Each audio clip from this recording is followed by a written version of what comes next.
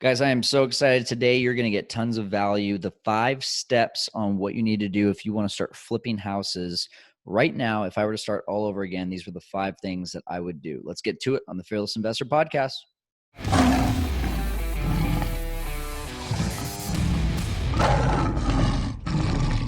Hey, welcome in, everybody. This is Kyle Stanley with the Fearless Investor Podcast. Looking forward to talking to you today about I kind of have been thinking about this a lot. We're about a year and a half into my flipping business, and we've done lots of deals. Not as many as I think you would hear from a lot of our guests, people who went from 0 to like flipping 100 within the first year or two. That's not what we're talking about. I want to give you some bite-sized tangible things that you can be doing just to even get a few flips a year. What kind of difference would that make for your life if you were able to give yourself a $75,000 to $100,000 raise in your life? And that's exactly what flipping is. You make $25,000 per flip.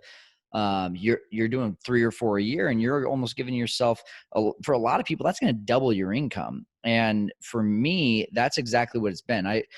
We have done somewhere in the neighborhood of, in terms of like flips, wholesales, or burrs, about 10 or 11 deals in my first year and a half. And that is exciting. That's really changed my life and allowed me to be able to make that kind of my bonus money, and my Airbnb money is my steady money. So Airbnb is like my salary, and then my flipping and active real estate is like my bonus money. And I think that's a great way to build a business, right? Is to be able to have something where it's like, hey, you know what you're making every month, but every once in a while there's that bonus check, and that feels really good. That pays for the vacations, that pays for the paying off debt, or it pays for, being able to make sure that your family has a great lifestyle. And so those are the things that I really believe in. And I want to give you those tools today. And I want you to realize that, this is not something that's going to be done overnight. It's not something that is going to be easy, but it's exactly to the T what I did when I first got started out. Now, if at any point during this today, you're like, man, I have questions, or, ooh, that resource sounds good, I want to encourage you to go over to fearlesskyle.com. And on fearlesskyle.com, you can also, not only can you go and download a bunch of resources, but you can contact me. It even has it right there on the contact page, but I'll give that to you right now. info@fearlesskyle.com. That's my email. And then, of course, if you want to set up a consultation and you hear something today that you're like, man, I would love to dive deeper into that topic and that subject, let's set up a call, fearlesskyle.com/consultation. So there you go. That's all the resources. Now, let's get to it. The 5 ways that you can get started in flipping today, and especially with little to no money. I think that's the important thing. I did not have a ton of money when I was starting out in flipping. I ended up selling a home later on that I had as my primary residence that had a lot of equity in it, and that gave me a little bit extra cash. But in the beginning, I only had $10,000 in the bank, and I had a lot of accounts where I couldn't access any cash. So I had to be very strategic about where I was using my money. And I think that's really, at the end of the day, where a lot of you are at, and probably thinking like, hey, I don't have a ton of money, but I've got a ton of desire, and I want to change my current circumstances. And so the first thing I would do is I would build my team. That was the very first thing. As I went out and I talked to everyone. Hey, here's what I'm doing. Here's who I'm looking for. And there were 6 people that I was looking for. First of all, real estate agents. I wanted to find investor-friendly real estate agents, or real estate agents that were getting lots of listings and talking to lots of sellers, because one of 2 ways that I was using real estate agents. I wanted my go-to real estate agent when something popped up on the MLS. I wanted a investor-friendly real estate agent that was going to help show me that property and put in offers, even if they were low offers. Now, here's the thing. Most real estate agents don't want to do that. They don't see the vision of, hey, I'm going to get paid less to do more work and yada, yada. And basically, they don't think that it's going to pay off. And honestly, they shouldn't think it's going to pay off, because there's a lot of talkers out there. But the real estate agent that I got connected with saw that I was real, saw I was the real deal. I told her that I was looking to flip at least 4 homes in my first year, which I did, and that she would be on the front end of the sale, the back end of the sale, the front end of the purchase, back end of the sale. So she get 2 commissions. And I also told her that I'd be referring people her way, and I've done that. So because she trusted me and believed in me, we've probably done together close to 10 transactions between my referrals that I've sent to her, and my own referral or my own transactions here in the first year and a half. So, that's a pretty valuable thing for a real estate agent to do 10 deals just from one contact. That's pretty good. So that was one type of real estate agent. The second type of real estate agent was any real estate agent, and just telling them, hey, listen, if you come across a house that looks a little bit run down and the seller doesn't care as much about what they're going to make as much as they care about just getting out of the house and getting it off their shoulders, I would love if you thought about me. And I would love to make cash offers to those clients. And you would, once again, you'd get the front end on the purchase. And when I go to flip it, you'd get the back end on the sale. And so we've had a couple of those as well. So again, you've got the loyal real estate agent that you're going to give as much business to as possible. And then you've got a bunch of little agents afterward that are thinking of you when they come across deals like this. The second teammate, hard money. And the third teammate, private money. Now, hard money is easy to get. It's just an institution. Ask at any of your local meetup groups in your area who is the hard money lender that they're using. That is something that everyone should be willing to give out. Usually these hard money lenders will loan up to 70 to 90% of the current value of the home, which is basically just the purchase price. And then they'll usually fund either the majority or all of the rehab. And so that gives you a nice in to start buying these houses without having to worry about using all of your cash for all of them. But then the private money lender is going to come in and fill in that gap money. So I had a couple family members in the beginning and a couple friends that were willing to put up $30, $40, $50,000 for the gap money. And so together I had the hard money putting in the majority and then the private money putting in the rest. And that was able to fund 1 to 2 projects at a time. That was really nice. That was a nice little starting point. And now I've got people that are wanting to do private money and fund entire projects, but it was because I built up a reputation and showed people that, hey, I know what a deal looks like. I've been making money and I've been talking about it as well. And so people come to me and say, how can I lend on your deals? But most of the time you got to start off with the hard money. It's a little bit more expensive, but I'll be honest, don't let people scare you away from hard money. You might end up paying, call it $4,000 or $5,000 for your hard money. But if you're making $30,000 on a deal, I mean, okay, now I'm only making $26,000 instead of $30,000. That's still $26,000 that you wouldn't have had. And if you didn't have a hard money lender, then you wouldn't be doing that deal. So that's super important to me. And I think there's way more positives about hard money than not doing hard money. By the way, hard money also evaluates the property as well. They look at the ARVs. So you have another set of eyes on your deals.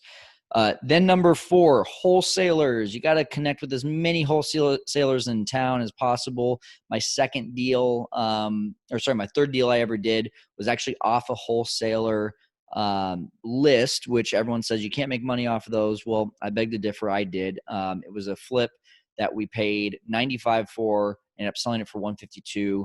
I made 16 or 17 on the deal. Yeah, not as juicy as the other ones that I've done, but it's still like, you got to be in this mindset, guys, of like, just get your first deal, get the first few, show people what you're doing, and then the bigger deals will come. And with the wholesalers too, you get on their list, but you also develop relationships with them to where you're becoming one of their top 5. Like I've got 2 wholesalers that send me deals before they send it out on their list. And that's a great place to be because you know that you're getting the best price before they send it out on their list. Number 5, contractors. So I'm going to talk about this a little bit more in a second here, but I looked for basically 3 contractors in the beginning. And you can look for license or not license. I think it's good to have one of each. But anytime you can, it's better to have a licensed one, right? Just for legal reasons and liability reasons. But the contractors that you're going to get, you're going to know right away once you've taken them to properties, what this one might be a good contractor for this deal, or this one might be a better contractor for this deal, or hey, this is my A contractor, and then when I've got multiple deals going on, this is the one that I bring in for my second or third deal that I've got going on. But it's important to have 3 contractors, I believe, on hand. And then lastly, number 6 is your mentor. Don't do this without a mentor. Even if you have an educational system like I did, I joined Fortune Builders, and I had an opportunity to be able to call people who were very strong real estate investors throughout the country. But what they didn't have is knowledge of my city and my town. They didn't know the difference between the neighborhoods. They didn't know the difference between 93706 versus 93704. They didn't know those things. All they knew is what they could see on the MLS or Redfin or Zillow. So there's little intricacies there that your mentor, especially, they can lead you to other subcontractors. They can lead you to more money people. They can lead you to more deals. These are people that you want to have in town. This is a person that you want to have in town, that when you have questions that are very specific to your area, you're going to love having that person on your team. But guess what? You're not going to have that person on your team if you don't do what I always talk about, which is adding value. I just talked about this in my exclusive Facebook group for Airbnb. And I was talking about how the best way to build a business is to add value, add value, add value. It's the whole Gary Vee thing, right? But that's not just a Gary Vee thing. That is a absolute standard for building business, building trust amongst people. You build trust by adding value to people without asking for anything in return. And don't look at me and say, well, how am I going to add value to someone who's been doing this for years? I can't teach them anything. Stop that mindset right now. I'm not talking about teaching them or bringing them deals or anything like that. That's great. But, I've heard so many different ideas. I've heard about a guy who went and paid for a cold calling list, spent $500 and gave it to a guy and said, hey, listen, I want you to have this. And I'm serious about needing help, but I want to add some value for you first. Okay. That's value. Even something as simple as taking them out to lunch and actually purchasing their lunch at like a nice restaurant or something and treating them is value. Having the ability to use your skills, use your strengths to do something in their business. Maybe you're really good at Excel spreadsheets, and your mentor is like, I don't know what in the world I'm doing. All my stuff is all unorganized and everything. You could offer to, make Excel spreadsheets for them and make it more organized. Whatever your strength is, there's a way to be able to use your strength, use your skills that you already have to add value in anything. I truly am a believer in that. And if you don't have those strengths or skills, find a way to develop them. So building your team, again, agents, hard money, private money, wholesalers, contractors, and your mentor. Number 2, define your marketing strategies. That is what I had to define early on. My biggest one was going to be networking. And then I knew that I was going to be looking at the MLS all the time. And I knew I wanted to connect with wholesalers. Because again, guys, I didn't have a large budget for marketing in the beginning. I was terrified to think about using all of the money that was in my bank account for, direct mail and bandit signs and all that kind of stuff. I did drive for dollars as well. I was knocking on doors. I was doing a lot of different things that were cheap, that were easy, that just took my time. But you can also, do the bandit signs, do the direct mail, do the cold calling, Craigslist. There's so many different ways, and I'm not going to go into all those ways right now. I think there's so many resources out there, including this channel, for you to be able to see what are some other ways to market. We even had a guy, Chris Arnold, talking about how radio is the best way to market. There's just so many different things, and it can be so overwhelming, but you have to figure out for you, what is going to be your strength and what is going to be the financial situation that either allows you to spend a lot on marketing or spend a lot of time on marketing. So for me, once again, it was networking, going to meetup groups, telling everyone what I was doing, going on the MLS every single day, and wholesalers. And of course, the MLS also included my agent sending me deals as well. That was a great thing. My agent would on a daily basis send me 1 or 2 new listings and say, this looks like it could be a potential flip. And guess what? In the beginning, we went to all of those properties. So number 3, that leads me into number 3. You're analyzing 2 deals a day at your desktop. You're seeing 3 to 5 deals a week, and you're put in offers on every single one of those deals. There's no reason why you shouldn't. Lowball it. If your agent says, I don't want to put in a lowball offer, you either need to A, figure out if you have the right agent, or B, say, that's fine. I don't want to embarrass you. So, we'll go on to the next one. So that was the goal. Like, I remember when I went to my first meetup group, the entire place stood up. We all stood up for 10 seconds and introduced ourselves and said what our goal was, what we were here for. And you hear the same thing at all these meetup groups. It's the same 80 people standing up saying, hi, my name's John Doe. I'm here to learn and I'm here to network. Hi, my name's Stacy Doe. I'm here to learn and I'm here to network. I stood up and I said, I'm here to put in 3 to 5 offers a week. And that was the very first thing. That was the very first goal that I had. That made me different in the room because people were like, okay, that guy's got a set goal. People are attracted to people who know what they want and know what they're going for. And then B, I really did have that goal. And so I put in 3 to 5 offers a week in my first 6 weeks, got my first deal under contract in week number 6. And guess what, guys? If you know my story, I only made $6,100 on my first flip, but I made $6,100 on my first flip. So it got the process started. And so for me, like, you've got to just get that first deal, and the only way you're going to get that first deal is if you're active.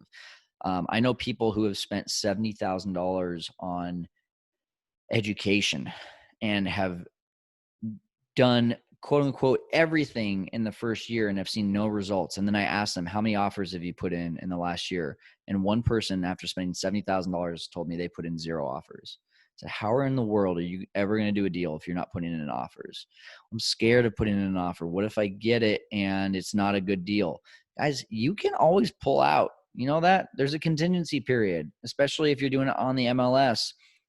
If you're doing it through a wholesaler, I would not suggest pulling out of a wholesale deal. You'll ruin that relationship. But if you're talking straight to sellers and you go to the house and you don't like it, then you pull out. Like there's contingency in any deal that you do.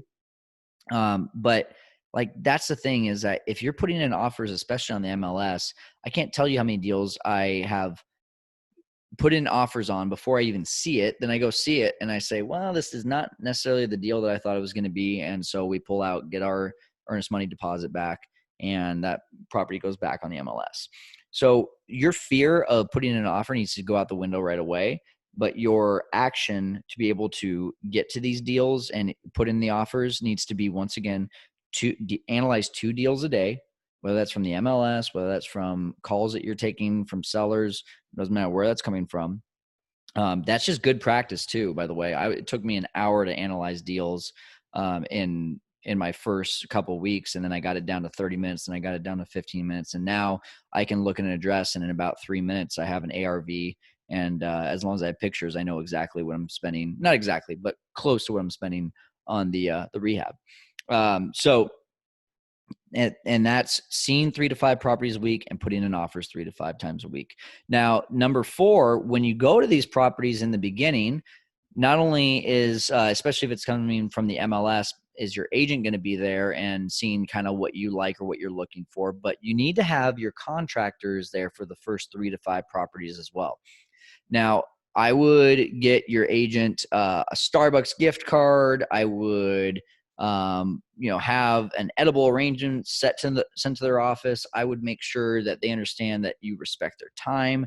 You're sorry for putting them through this, but in order for you to learn, you've got to get contractors out there so that they can show you, here's what this costs, here's what this costs, here's what this costs, and here's the entire cost of the rehab. And that's doing 2 different things. It's going to show you, okay, is this contractor going to stay in my budget? And B, how can I start to see things through the eyes of my contractors so that when I do call it, 4 months from now, go out to a deal, I don't have to bring my contractor out. I can say, okay, I know what that's going to cost. I know what that's going to cost. I know what that's going to cost. And I get to the roundabout $40,000. And then when my contractor comes in and says, yeah, it's going to be about 40 to 45,000. Wow. I just saved a bunch of time for everyone because I was able to see things through the eyes of my contractor. So that would be the next thing is bringing your contractors to the deals or the potential deals so that you can know, is this a contractor that I'm going to keep on my team? Are they a reasonable price? And seeing it through the lens of the contractors so that eventually you don't have to have them at the properties. And that takes, you telling the contractor too, like, hey, listen, here's the goal. I'm going to be doing this many deals in my first year. I'm going to be, this is going to be my full-time job in a year and a half. I need a number one contractor. I see you being that guy. I know it's going to be a little bit annoying in the beginning going and walking properties with me, but it's going to pay off for you. I'm going to refer you to people. I'm not going to give you all that script right now, but again, if you want to set up a consultation, if you want to connect with me, fearlesskyle.com. And then especially the analyzer, I don't have that actually on my website. If you want to use the same analyzer that I use, just email me info@fearlesskyle.com and I can get that over to you. And then lastly, when you get a property under contract, number 5, glue your mentor to your side. Completely make them part of every single decision, every single part of the process, and make sure that they are there helping you along the way. Now, one thing I will say is I thought when I got my first property into contract that I was going to, be at the property every day and be a part of every single decision of material and what color paint and what type of tile and all that. And you know what I found out was that the majority of the work was done in finding the deal, getting it under contract, negotiating the price. And then once I got the keys, it was kind of like, hey, I trust you, Mr. or Mrs. Contractor. Here's my budget. Stay in it. And then call me when the deal is done. Now, for me, I loved going out there and seeing all the progress. So I was out there probably once every 2 to 3 days, especially because it was only 5 or 10 minutes away from my house. But now, like we did a flip over in Bakersfield, an hour and a half away from us. And I never saw that property once after we got the keys. I saw it before we locked it down. And then my contractor went out there, fixed the whole thing up and never saw it again after that. So anyway, that's, kind of a tangent there, but I would absolutely say your mentor needs to be there helping you along the way to make the decisions once you get into escrow with these properties. And especially coming out there and saying, do you, Mr. or Mrs. Mentor, see it the way that I see it? Is my ARV correct? Is my rehab budget correct? Is my costs correct with this? Am I missing anything? They need to be there helping you along the way. This is bulletproof. If you do these things, this is bulletproof to helping you do deals the right way, doing them the most effective way in regards to a tight budget, and making sure that you don't lose money. So I hope this has been helpful today, guys. I really want to hear what you're doing, or maybe even if you started off differently than me, maybe let's get you on the show and talk about, the deals that you've done and how you got started out. So review this, comment on this video, comment or review the podcast. I want to know what you think about this particular episode as well. Was it helpful? Have you done some of these things already? Is it something that you are thinking that I want to know if you think there's a better way. So let's get a conversation started. But either way, go check out everything on fearlesskyle.com. And you can also just go ahead and straight up email me info@fearlesskyle.com or set up a call with me, fearlesskyle.com/consultation. Thanks for giving me a few minutes today to help you to conquer the world of investing. Hope you go and make it a great week. Talk to you later.